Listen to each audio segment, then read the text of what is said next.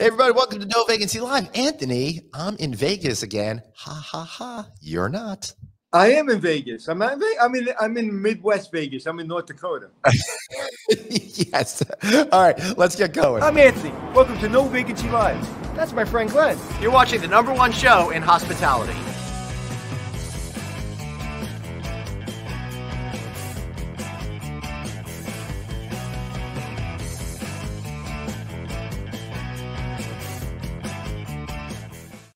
Hey, everybody, welcome to No Vacancy Live. All right, a little confession, Anthony. We're not live today. We're recording this one because of scheduling and stuff like that. But I think this is going to be a good one today. How are you, my friend? Yeah, I'm great, man. I tell you, I was talking to the governor of North Dakota this morning after I did a keynote for the state in reference to workforce. Right. Just basically what everybody else is going through. And I tell you, the people are so nice. Mm-hmm. It was one of the nicest events I've been involved in. Just everything from the technical people to the people that were handling me, they were just so wonderful.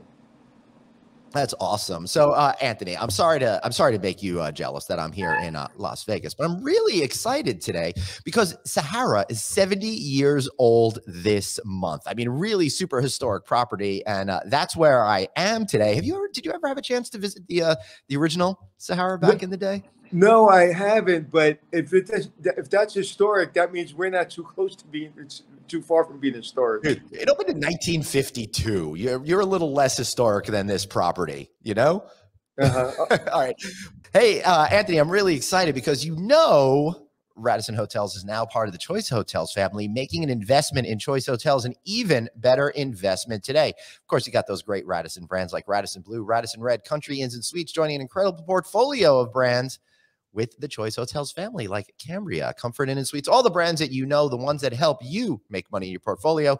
Check them out ASAP and tell them No Vacancy sent you. All right, Anthony, let's bring in our guest, Mr. Paul Hobson, president of Sahara. Paul, it's so great to see you. It's great to see you. Very excited to be here. I feel like Anthony's joining us from the metaverse. Right. That's right. Hey, Paul, can you do me a favor, get closer to the mic? It's really hard to hear you. Yeah. There we go. Yeah, sure. All right, I'm going to turn him up a little bit as well. I'm the loudmouth over here, Paul. So I'll try to project. That sounds much better. So, Paul, this is pretty cool. 70 years here of the Sahara. What's it like being the steward of this historic property? I think that's a good way to put it. Yeah. A steward at this point in time, because it does have such a rich history and legacy as an iconic property in Las Vegas. And I'm very happy to have joined here with Mr. Morello when he assumed control of the property, and we started manifesting his vision for what it could be in the new and modern Las Vegas. It's been a very exciting part of my career. Yeah, so sure. Tell people, Anthony? where what the Sahara means to Vegas and where it is now. What's its current state? Where are you guys positioned? And what's going on with the Sahara? Well, Sahara was OG on the Strip, really, when you think about it. 1952. And exactly. And it's October 7th, 1952, as a matter of fact. So we celebrated a little bit on that day in particular. But, it's one of the handful of properties that has a street in Las Vegas named after it. One of the most important east-west thoroughfares in the valley is named Sahara. And when we got here and the name of the property wasn't Sahara, it seemed like a natural thing to do, to bring that mark back to the Strip. Yeah, it's a really good point. And for those of you who don't understand what happened, Sahara, of course, was here for a long time. It was purchased. It was turned into another brand for a shortish period of time. I don't think it really connected in the way that they were hoping to. Right. It didn't in a way that's fortunate for me, though. Yeah. Because if it would have, I wouldn't be here talking to you. Right. So then the current ownership group came in and they decided to restore it to what it was. And what I really like is you're not trying to go in a different direction. You're trying to honor the past, but really bring it into the future in a meaningful way. And Anthony, to me, I've had a chance to walk around and see some of the design touches. And what I like is it really evokes that 1950s, 1960s era of classic Las Vegas without actually being from that era, which would feel kind of old and stale, right? Were you talking to Anthony? No, I was just going to say, so it's been through a multi-million-dollar renovation. 200, right? Yes, we're over 150 at this point. Yeah, wow. 150 million? Yeah. Yeah. Wow. And when did that start? Is it in the middle of it, or is it done? So we're not entirely done, but most of the public facing items are completely rendered now. It's a total thought. And we got here in April of 2018, and we started immediately. I don't think that there's any that there's any harm in saying the name of the property at the time was SLS. Right. And I was just trying to be kind. Yeah, that's fine. Yep. That's fine. They're good people. But SLS was a brand that didn't have a mark in Las Vegas. They came in. They had a very specific idea. It was very nightlife driven property, and so a lot of the decor was something that you might find in a nightclub. Right. You know, it didn't look right in the daytime, though. It was, very dark. The casino itself had industrial ceilings that were painted black on black. Right. And so it just didn't feel comfortable for all parts of the day. So the first thing that we wanted to do was warm that up. And so we started working immediately in the casino and, installing, a proper ceiling with interesting lights and features that brought that warmth that we were looking for and made it a place where you would spend some time. So we moved from the casino to the hotel registration area, re-rendered the whole lobby, added a great Starbucks that actually won design awards in their portfolio. That's pretty cool. Yeah. Well, so we were curtailed from winning design of the year by the pandemic. So it was never officially bestowed on us, but I'm going to claim it. Good, you should. I'm going to claim it, and if they come after me, we'll have a conversation. Yeah, right. Yeah. Glenn never won host of the year for the podcast, but he claims that anyway. So, what is something in going through the property and understanding the history? And I'm a history buff, and I'm a hotel history buff for sure. What's 1 or 2 or 3 or 30 things that you found out about the Sahara that maybe your casual Vegas person didn't know? Well, there's a great professor that we've been working with. David Schwartz, by any chance? It's not David Schwartz. It's actually Michael Green. Oh, cool. So Michael's been kind enough to share with us what he knows about the property, and he taught me some things that I thought was really interesting. One of them is that Clint Eastwood, in his Rawhide days, actually appeared in a production show at Sahara Las Vegas where he sang. Really? Yeah. And the name of the show was lost on me, but just the thought of Clint Eastwood in a singing role. That's funny. That's probably better than when William Shatner tried singing. He was more expressively talking, wasn't he? Was Shatner ever really? It was more. No, he was more just like, But wasn't the Sahara where that you see that marquee with all the famous names for history, whether it be Dean Martin, whoever it is, you're always seeing that board.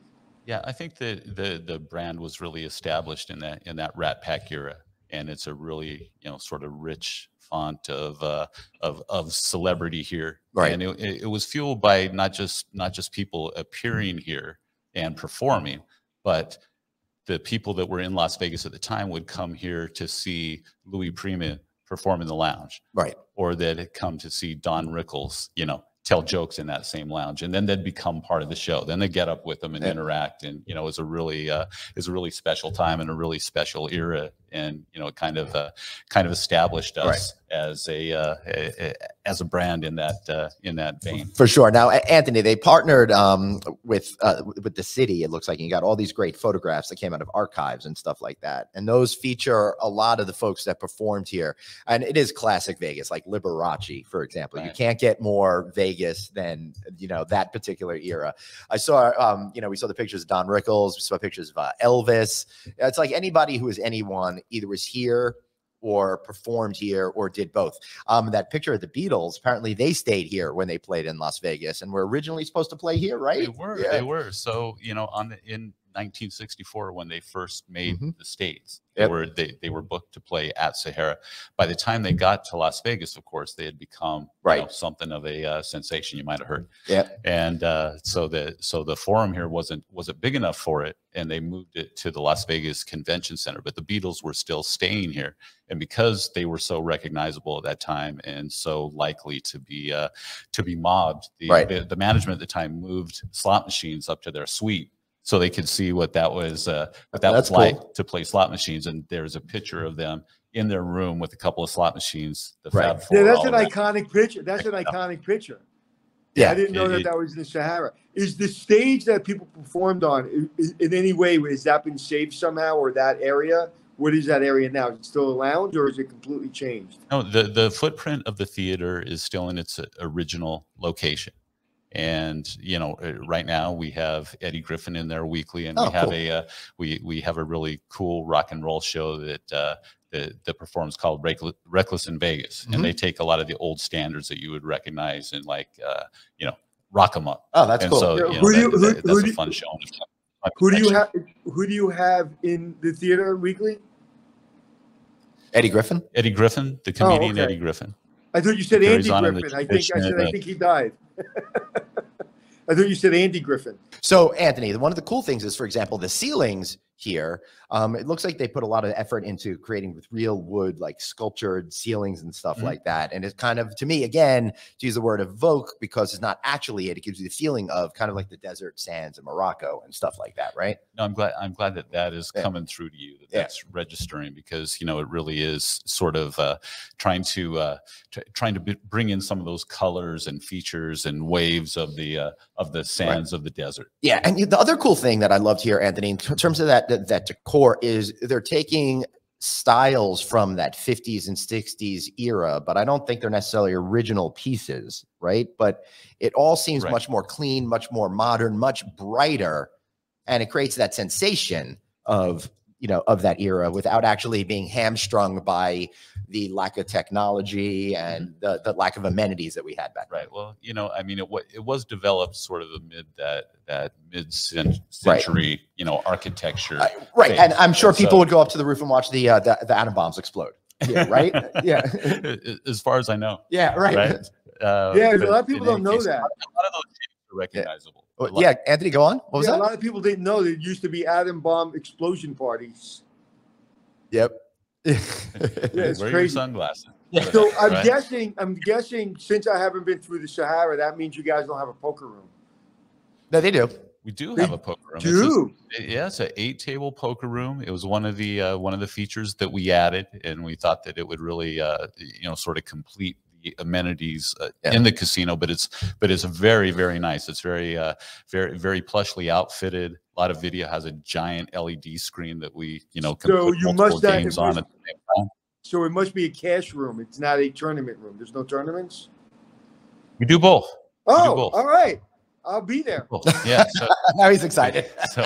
So we run daily tournaments, and we also get cash games. But it's a very comfortable place to play. I think you guys are gonna meet next month when we're in town, is my guess. I haven't been. There's one poker room. I've played in every poker room because I play in very small $200 tournaments. But every time I'm in Vegas, and I haven't played your room, so I got to play your room. I even played. What is that? Not New Orleans. What's that downtown? Rio. No, the Orleans or Orleans. Orleans. I even played that room, and that room is the most local poker room in Vegas. And you better go there to play because, man, they are good. Right. To see, it's the sharks and minnows analogy, right? Oh yeah. You don't know if you're the sucker. You're the sucker.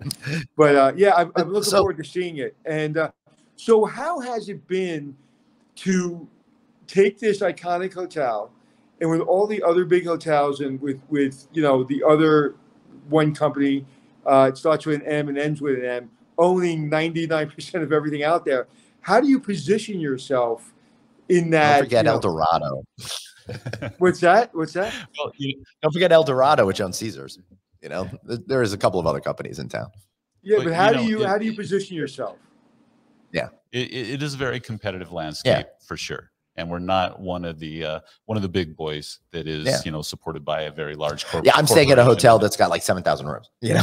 Yeah, exactly. But that's a point of differentiation for us too. I mean, that's an opportunity for us to, you know, show the difference between us and them. And what we think we have going for us is that, you know, the scale of the place is human size. That's such a good observation, because one of the things that Anthony and I have talked about is that these things have gotten so big, and then you combine it with everything old is new again. People are looking for more intimate types of experiences that are approachable, and you could feel, and when you say human scale, you could feel like a person. If you go to some of those mega ones, you could feel like just an ant walking around and not really feel connected to the environment. Yeah, absolutely. I think that one of the things that I tell people is you can pull up to our hotel entrance and you're a few steps away from registration. Right. And that registration is a few steps away from the elevator. And that elevator is a few steps away from your room. And that journey might be a half a mile at a mega resort. Yeah, I actually had to get a cab to go down the hallway to my room where I'm staying. You know, but you say the half a mile, and you're not joking. Like, if you go to some of these big hotels, I mean, literally, I've been at conventions where, I mean, I give myself 25 minutes to get to my room or to get to the convention. And you know, and Glenn, I'm sure the same thing happens to you all the time. So, you know, from a marketing standpoint, you know, I'm a marketing guy, and I love positioning hotels, especially historic hotels. Once that SLS didn't work out, why not take the hotel, renovate it, but then with your experience and the owner's experience, and why not change the positioning? Why not change the name? Why double down on that? I think it's the right thing to do, obviously, to double down on the name. But a lot of people would have kind of changed the name, would have changed the direction of the hotel. Well, I think that it had a lot of equity built already, and you didn't have to, you know, spend a lot of time, effort, and money to build recognition. And then to be able to leverage that and talk about it in terms of what it means to a new and modern Las Vegas, it actually gives us a connection to authenticity. And that, you know, part of our DNA is all the great things that have happened here in the past, but we're also setting up to create an amazing future. And, you know, I think that resonates with people. I think that, you know, I was talking about the scale of things. I think that also affords us the opportunity to be more intimate, personal, boutique-ish by Las Vegas standards. I mean, we talk about ourselves as if we're a small hotel, but it's 1,600 rooms. I'm sure by a factor of 2, we're the biggest hotel in North Dakota. Right. At least, right? Yeah. In most markets, this is a very big property. But we have all the great features and things that you might be looking for. It's just in comparison to other Las Vegas properties, it's a much more manageable size. At 1,600 rooms, you're the biggest hotel in New York, right, Glenn? Yeah, probably. I don't think the Marriott Marquis is bigger than that. No, I think it's more like 1,200 or something like that. Yeah. Yeah. So, yeah, I mean, that's a really good point. But I did want to say, Anthony, what's also really cool about it is that Las Vegas is the city in the country where you look at the past and go, forget about it. Let's knock it down, right? And start over. So a lot of these classic historic properties have gone away and they're never coming back. So that actually gives you that competitive edge in that sense. If you're looking for that nostalgia play, if you're looking for old school Vegas, you know, unless you're going downtown, there aren't really any old buildings up here.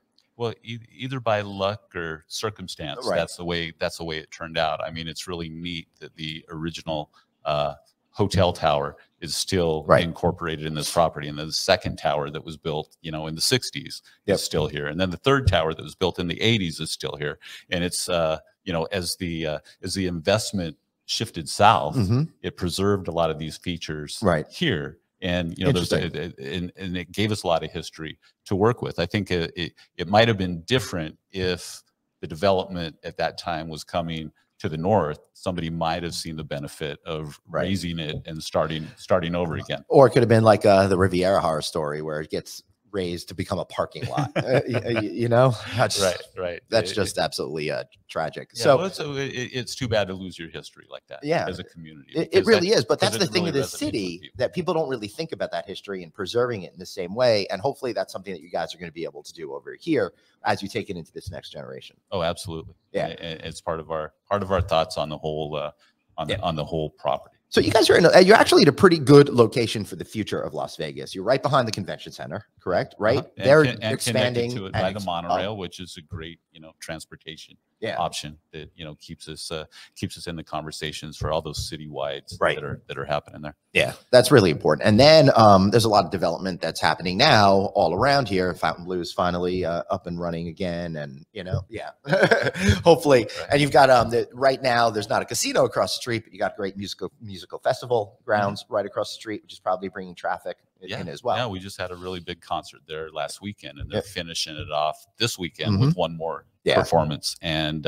you see in those periods of times where that's when that's activated, what that location can mean to us. Yeah. I'll tell you what, there's nothing worse than naming a festival when we were a young festival, and I was not young when those bands were new. So how does one become in charge of the Sahara? What's your background? What were your last projects? I think I just stuck around long enough that it fell that way for me. But I actually started in finance. And as I was looking in Tahoe, right? Yeah, as I was looking around as I got out of college and was looking around for opportunities, I found one there in the casinos, and it's not something that naturally occurred to me. I thought I was going to Wall Street, but it didn't shake out that way. But from that position, in a company like this, you get to learn a little bit about every piece of it, and so that was a really good foundation for me coming up. And then I just sort of stayed in Nevada and headed south. And by the time this opportunity was available, I was here and ready to take it. He was general manager of the Stratosphere prior to this, now known as the Strat property. So you just have a short walk from over there. Well, I think that part of my competitive advantage in finding the job is that I knew the neighborhood. Right. And it is a little bit different competing here, sort of away from the center of the universe that is, sort of that Bellagio city center, corridor. Yeah. I'm going to ask you a real wonky insider Vegas question. When you were at the Stratosphere, did you ever get to meet Bob Stupak, or is that past his era? He had already passed. I met his son, Nevada. Right. That's a great name. He's the guy who built the Stratosphere. He did it right. Yeah. I think the line there that I got from Terry Lanny years later when he was running MGM is that there was a time when people wouldn't go into a 3-story building that was built by Bob Stupak. So. That sounds about right, if you guys know Vegas. So with a historic property typically comes some ghost stories. Do you have any good haunted ghost stories from the property? I only have a practical joke story from the property. I was say I saw Don Rickles earlier today making fun of me from the from the liminal space. Anyway, what's your in doing our renovations, our most recent renovation for the main pool area, which is a very, very striking feature for us. It sits right at the heart of our property. It has a 240-foot LED screen that is great for everything from watching sports to create an atmosphere for a concert to showing a brand's logo for a company buyout party. Right. But anyway, when they were excavating for that, they were down next to one of the buildings, and of course, the older buildings had basements, voids, cavities, things in there. And one of the construction workers, came the next day after a trip to the butcher shop and pushed some bones down in there. And then made like he dug them up. That's really funny in front of his friends, which it gave everybody a fright. Yeah, but, I thought you were going to say you found Dean Martin, Sinatra, and Liberace hanging out. Right. Well, everybody's on the lookout for that type of thing. So we talked a lot about the nostalgia factor, and we also talked a little bit about moving ahead to the future. So what types of amenities and services and programming do you have here that better appeals to that 21st century audience than that mid-century of the 20th century audience? Well, I mentioned the pool. Of course, that's a big part of Las Vegas. But it's also kind of opens into a lounge, bringing inside and outdoor space together. So it's fully featured in terms of the luxury cabanas, VIP areas, separate pools for different people that are willing to buy that experience and do different with it. But it's also a 1800 person venue for a concert, you know, that we could, that's really cool, that we could load in on a night and do something special. It's also, you know, for, like I said, you know, company-wide buyouts. It's adjacent to, we call it the Ultra Pool. This is the Azillo Ultra Pool, and it's connected to the Azillo Ultra Lounge. And that Ultra Lounge is an indoor space that opens out to the pool. And so you can roll up the walls and, you know, integrate it with the pool space. Or in inclement weather, different times of year, you know, it still puts you at the pool, and you can activate, you know, that area for entertainment and events as well. And what's neat about that is that wall, the interior wall, comes away, and that opens up to the casino lounge that we call the Casbar. And so you can activate all three of those at once. You can activate one, you can activate two, depending on what it is that you're trying to what you're trying to do. And so that really, you know, keeps us integrated with the whole property. And I would think with the convention center being right there, you're probably doing very well with the big events that come in, selling events to some of the companies that are attending. We did a reception for a citywide the other night, and it was fantastic. Everybody raved about the experience. People that had been to other parties at other places, you know, were commenting on how nice this was. But to get back to Anthony's question in general, what we try to do is bring, you know, some really best in class features to the property to basically, you know, give people a reason to visit and a reason to stay. So, you know, it sounds like you might be from the East Coast, Anthony. Am I right? Yeah, he's from what's that? You may be what? He says he suspects you're from the East Coast. No, I'm actually from Nebraska. Well, if you were from the East Coast, you might have heard of a brand called Chickies and Pete's, which is a sports bar in the Philadelphia area. I've had their crab fries. It was actually named as the best sports bar in North America by ESPN. Really? And, what is it? What is it called? Where is it? Chickie and Pete's. They have one here, but it's from Philly. Is that was that near Peter Luke? Not Peter Luger. Tony Luke's Steakhouse. You've got me. Yeah, I don't know. No idea. Yeah. I think it's right near. I think it's over there. Yeah, I haven't been there, but I've heard of it. So, Anthony, there was one holdout from the SLS, and I'm really delighted has made the transition. And we're talking about Bizarre Meat from Jose Andres. The reason why I bring it up is the Ritz-Carlton in New York just opened, and we did a show with those folks, and we become friendly with them, and he's doing their food and beverage over there as well.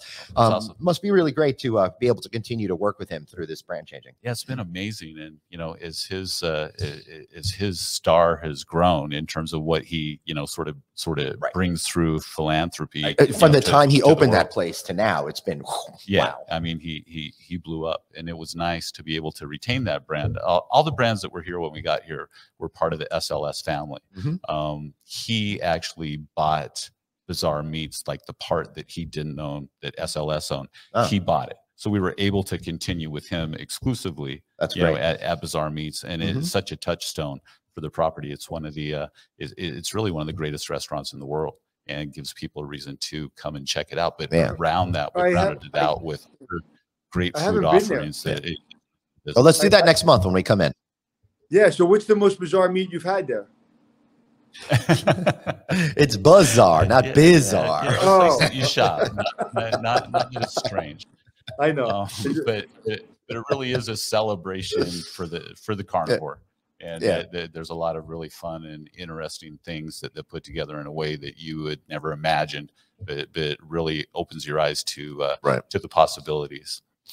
So what are some of the other things that you're doing here regarding technology? I saw like the mobile check-in, for example, really trying to forward us into this modern era. Probably helps with your labor and all of that as well. It does. And, you know,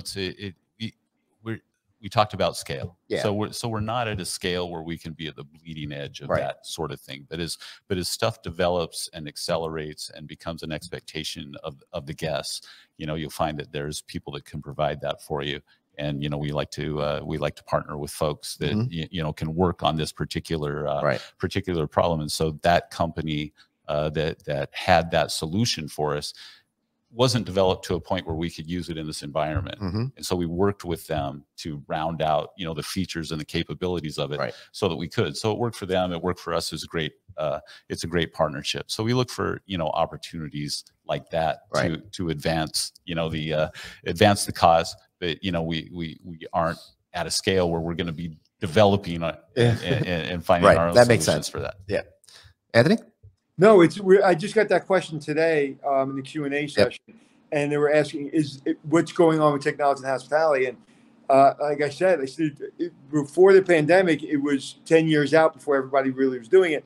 The pandemic forced our hand, and then after the pandemic, we realized that the 30% of the people that we've lost in this industry aren't coming back, and we've just got to do what we're doing, but we have to have technology fit that. So how are you finding it after, Vegas being, to me, the capital of hospitality, and everybody fighting for the same employees?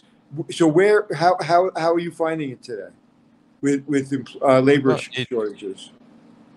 Well, it's definitely challenging, and I think that it's challenging for a lot of different reasons. But one of the primary ones is that people that would typically fill those entry level jobs, we aren't bringing new people like that into the country. Immigration policies have sort of stifled that, and we've been having a lot of conversations with the union, because Las Vegas has a very strong union footprint. The culinary union represents everybody that works in the hotel or the restaurant at most of the properties that you know and love. And so we've been having conversations with them, is how do we appeal to a new cohort of people that might consider these jobs, that might not know what great jobs they are. Right. So, I tell people all the time that, in this environment at a Las Vegas represented property, a housekeeper, what we call a GRA, guest room attendant, that's about a $50,000 a year job in terms of wages, in terms of take home wages. It's about $50,000. But, we also pay into their pension, and we also pay into their health fund. Right. And so they're not paying for insurance. They're getting a pension. People don't know this, but it's an 8-hour shift, right? They work for 7. They get an hour off for lunch, but it's paid. Oh, wow. They're still on the clock, right? And not only that, their lunch is free, right? So their meal is free on their shift. Yeah. So I don't think enough people know that. I mean, if I was a 25-year-old guy, I was trying to figure out what I wanted to do. I didn't know yet, but I wanted a car. I wanted an apartment. I wanted to get, started in my life economically. If I knew that there were options like that out there for me, I'd jump at it. But it's that's not traditionally a job that a young male in this country is going to take. Yeah, that's a really good point. And I think we see that at all hotels around the country. But the idea of getting that free lunch, which could be $15 value, every single day, makes a huge impact on a young person's life for sure. If we, I'll go one step further. If we don't get the word out about these great jobs, we're going to have a really long 10, 15, 20 years in this industry. So we're going to hopefully be doing something that really gets the word out. When we did Hotel Impossible and 5-Star Secrets and Extreme Hotels, that got people's interest in the hospitality business. So we got to put that on steroids.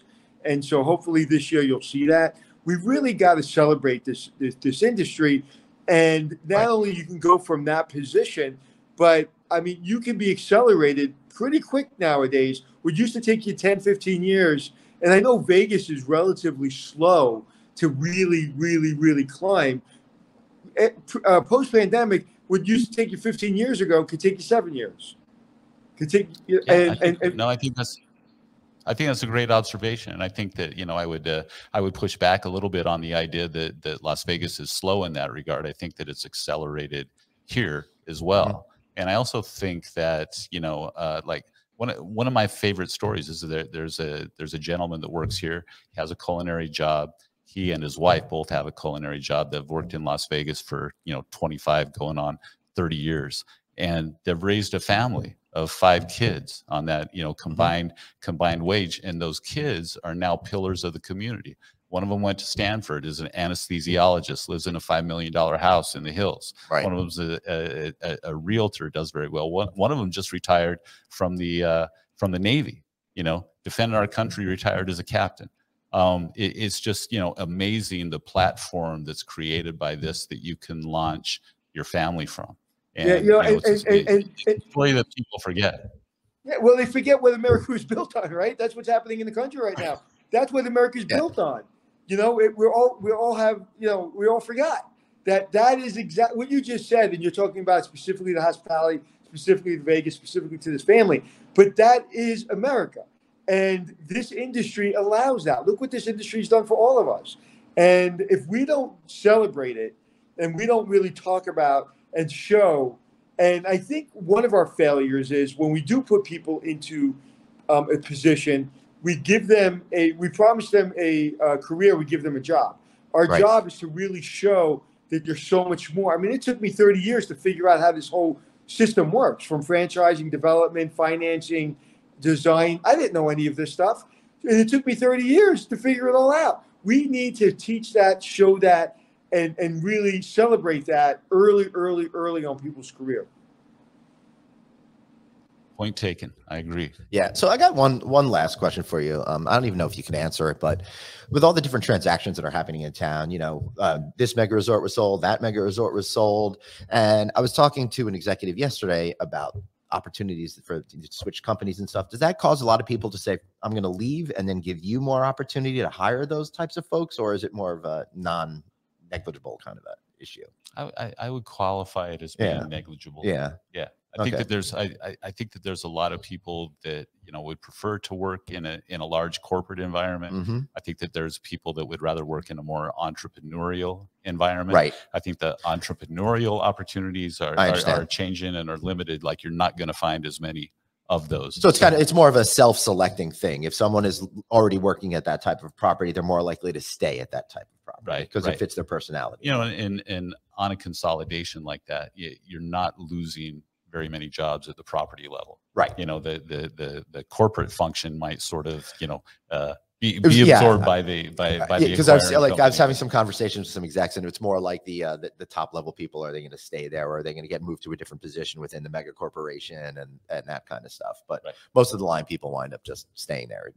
Absolutely. Yeah, absolutely. Anthony, got anything else for Paul over here? I would wonder during COVID that the talent pool that was let go from some of these executives' position, I don't think you'll ever see it again. I think there were so many, and we know some people that landed on their feet, but there were so many good people, some of the most talented people I've ever met in my life. But because of what happened with COVID, they were let go, and your mouth just drops. You're like, these people were superstars, and they're on the street, and there must have been great opportunities for other industries and other hotels and other cities that really claim some of this great talent. Well, in town, I learned that the Palms is basically being run by a lot of old MGM executives that, like, they hired 2 people over there from MGM, and then they said, oh, I know this guy, I know this woman. Where's this? Where's this? The Palms is basically all people that were let go from MGM when they reopened the Palms, a different company. A lot of those people moved over there. Yeah. There's no place like it. Yeah, I think Las Vegas is a big little town. Yeah, and most of us know each other, or know somebody that knows somebody that we're only one person removed, and so that creates a network and creates opportunities for you to sponsor somebody that is very good and is going in. It might go into another job, but it also there's people that I know that were working as, say, like the vice president of food and beverage at a hotel casino. And that's a grueling job. There's a lot of time and effort that goes into it. He went and started his own restaurant, right? And now he has 4 or 5 of them around town. Is doing very well. Sometimes that talent is liberated to innovate in other parts of the economy. And we've actually discussed how that whole first generation of chefs that came up under the first celebrity chefs here all went out into different parts of Vegas, opened up their restaurants, have created an amazing culinary city here for you guys. Yeah, well, I think eventually we become a net exporter of talent instead of going to New York to find the next hot thing. Right. New York comes to Las Vegas to find the next hot chef and brings them into their development there. So I think it's a lot more equitable than it used to be, and there is a concentration of talent because of all the resources and people in this market. Yep. If I would have known what a family Vegas is, as far as how the executives, everyone kind of during even COVID, everybody stuck together, I probably would have wound up in Vegas, because in New York, New York was a grind, but you're grinding for that owner, for that hotel, and we're not really a unit in New York as a hotel team. I sat on the executive committee board, the hotel association, things like that, but it never felt together. when I'm in Vegas and I see friends from different companies, they're like best friends and they're like competing against each other, but they're like, everybody is like best friends. It's crazy. The relationships that get built because, like you said, it's the biggest small town in the world. It is. As a matter of fact, I was just talking to Paul. He knows one of my friends from his last job running the Stratosphere. I'm doing a panel with him tonight as we're running this interview. So yeah, you know what's so funny? You know what's hysterical, Paul? He keeps saying his friends like he has friends. It's hysterical. We talked about this, Anthony. You're supposed to make me feel good about myself, like I have people that like me. Otherwise, how am I supposed to get up every morning and do this show? Well, everybody's doing all right together. I would like to at least imagine in my head that you two are friends. We are. Well, I'm his friend. I can't speak for him. You know, listen. Life's too short to hang out with idiots. So he's I consider Glenn one of my close friends. Yes, we like each other. Right back at you, buddy. Paul, how about you give yourself a good plug here at the property? Tell us a little bit about how anything that you need to make sure people stay with you. Well, what I was trying to reinforce as we were going through this is we have a lot of really great best in class features. Whether it's Chickies and Pete's, which I mentioned, whether it's Bizarre Meats, which you brought up.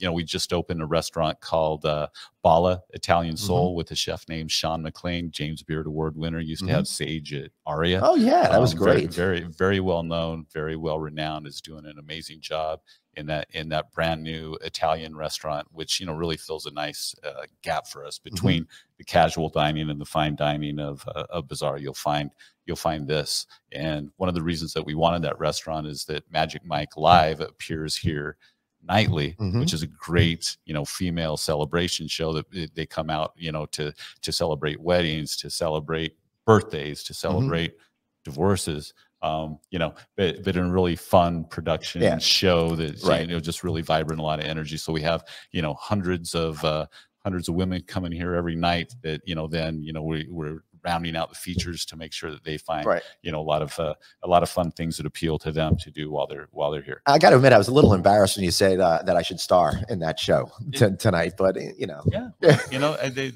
might want to get you in there and kind of see what could happen. I've been working on this body for a while. Why not show it off? Maybe you can combine the two names and call it Bizarre Magic, and then put you on the. Yes, I bring the bizarre to Bizarre Meat. You are an idea man and a marketer, so we'll you go Bizarre Meats. We'll riff on some of that when you get here. All right, let's wrap this up, guys. Come stay here, enjoy how great and nostalgic this place feels. Really, it's the essence of old school Las Vegas, all wrapped up in a modern bow. I'm really enjoying myself over here. I can't wait to go hang out and go lose some money so you can, be successful over here. Thank you, Glenn. Thank you, Anthony. Hey, thanks so much. And let's just wrap this up. Anthony, this was a lot of fun. I love talking, nostalgia and all of that kind of stuff. But before we go, I want to remind everybody, hey, if you're watching us, why not listen to our audio podcast version? Of course, you can find that on Apple Podcasts, iHeartRadio, Stitcher, SoundCloud, wherever you get your shows. Of course, we are there. And if you're listening to us right now, thanks for doing that. Why not give us a watch? Watch us on Facebook. Watch us on Instagram. Watch us on NoVacancyNews.com and YouTube. He, of course, is Anthony Hotels, and I'm at Traveling Glenn. Any final words, my friend? No, sir. I wish I was in Vegas with you, but I'll be there soon. Yeah, we'll see. Well, we'll be here together next month, and we'll be back next week with excellent, more fun shows here on No Vacancy Live. Until then, remember, you've got one life, so blaze on and be kind to yourself.